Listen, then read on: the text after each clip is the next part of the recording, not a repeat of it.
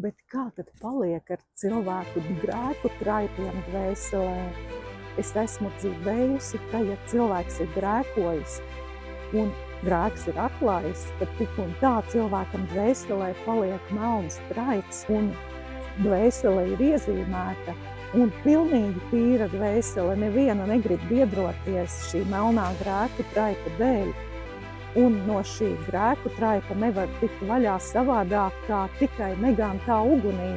Jā, šāds grēku traips paliek dvēselē, bet tikai tik ilgi, kamēr cilvēks pilnīgi nopietni ir novērsies no šī grēka, saprotot, ka šis grēks ir ļauns, samaitā cilvēku novērš no Dieva un no visa labā.